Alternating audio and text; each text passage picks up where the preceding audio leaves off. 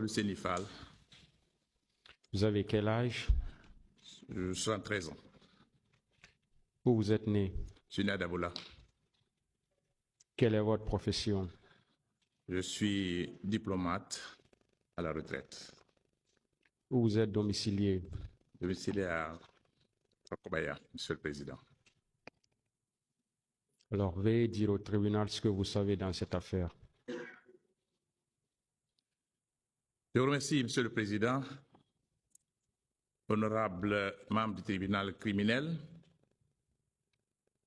me tenir devant vous ce matin au titre des parties civiles pour le procès du massacre du stade du 28 septembre revêt pour moi une très grande importance. Comme toutes les victimes de ce drame, j'ai attendu 13 années. Durant ces 13 années, je souhaitais vivement qu'il y ait un procès. Aujourd'hui, c'est chose faite à la faveur des changements intervenus dans notre pays le 5 septembre 2021. Je me tiens devant vous, Monsieur le Président, non pour accuser une personne, je tiens à le préciser. Je viens ici pour témoigner. Je ne suis pas là non plus pour disculper une personne, ni pour accuser, ni pour disculper. Je tiens à insister sur ces deux termes. Je viens ici aujourd'hui pour plusieurs raisons, Monsieur le Président.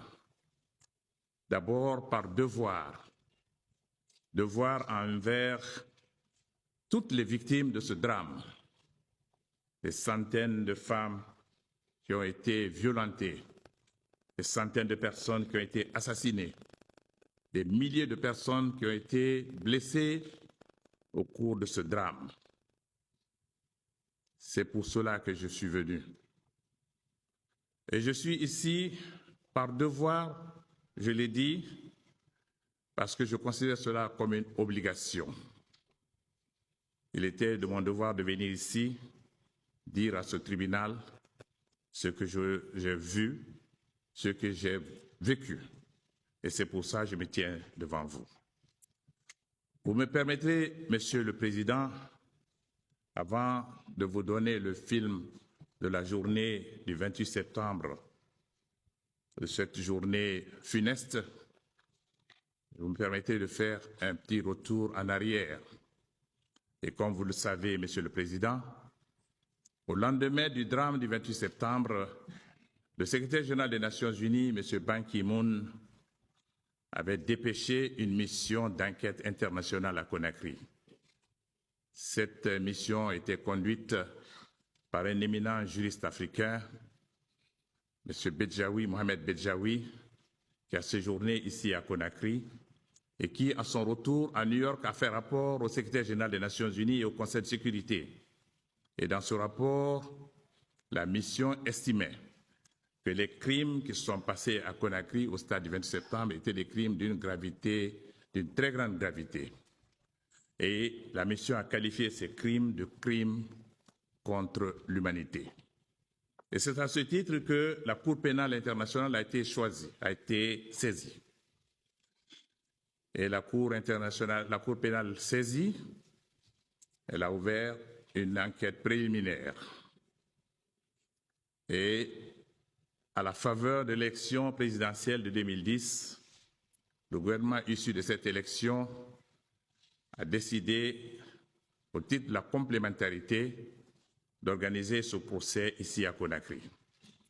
Vous me permettrez, Monsieur le Président, puisque je parle du statut de Rome, vous me permettrez de vous en parler parce qu'en 1998, j'étais à Rome. J'étais le chef de la délégation guinéenne à la conférence diplomatique qui a négocié et qui a adopté le statut de Rome qui a créé la Cour pénale internationale. J'étais le chef de la délégation, j'étais accompagné par le procureur Yves Aboli. Pendant 3 semaines, les plénipotentiaires ont passé en revue toutes les questions relatives aux grands crimes qui étaient commis un peu partout dans le monde, dans la région des Balkans et surtout en Afrique.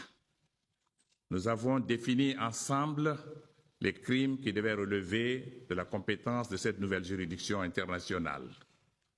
C'est ainsi que nous avons retenu les crimes contre l'humanité, les crimes de guerre, les crimes de génocide, et plus tard, par la conférence des États parties, on a ajouté les crimes d'agression, qui avaient donné d'ailleurs lieu à beaucoup de discussions pour leur définition. Mais finalement, les crimes d'agression ont été admis. Mais au cours de cette conférence diplomatique, il est évident qu'il y avait des questions importantes dont il fallait parler, notamment la responsabilité des chefs d'État et des chefs des armées, qui, par le passé, évoquaient leur immunité pour se mettre à l'abri lorsque ces crimes étaient commis. Les plénipotentiaires ont estimé que, vu la gravité de ces crimes, cette immunité ne pouvait en aucune manière être évoquée. Nous avons donc écarté l'immunité des chefs d'État et des chefs de guerre, les rendant responsables au titre de commandement chaque fois que ces crimes sont commis sous leur autorité. La Cour, ou du moins les plénipotentiaires, ont clairement indiqué ce que le statut de Rome retenait sur cette matière. Nous autres délégations africaines, parlant de la saisine de la Cour pénale internationale, nous n'avons pas voulu laisser cette saisine au procureur de la Cour qui pouvait faire la saisine ex officio.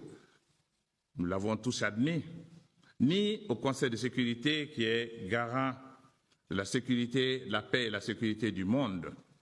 Nous avons estimé qu'il fallait donner une certaine protection pour nos États. C'est dans ce cadre que nous avons insisté pour que la notion de complémentarité soit incluse dans le statut de Rome. En d'autres termes, que chaque fois que ces crimes sont commis dans un pays, la responsabilité première revient à ce pays de décider d'organiser le procès sur son sol. Et cela nous mettait à l'abri de tous les abus. Et cette notion de complémentarité, pour nous, était la pierre angulaire qui nous a permis d'accepter le statut de Rome. Et c'est au nom de cette complémentarité que le gouvernement de 2010, après les élections, que le gouvernement guinéen a demandé l'organisation de ce procès en Guinée. Malheureusement, cela a pris 13 années, je dirais très longues années. Certainement qu'il n'y avait pas suffisamment de volonté politique, mais nous autres victimes, nous n'avons jamais cessé de le faire. J'ai dit tantôt que je le fais par devoir. Je le fais aussi en apparaissant devant vous par solidarité. Solidarité à l'égard de l'autorité de la Commission qui s'occupait justement de la protection des victimes. Et je voudrais saluer ici la présence de Mme Asmaou Diallo et saluer sa persévérance et son courage dans une atmosphère de quasi-indifférence. Et personnellement, pendant ces 13 années,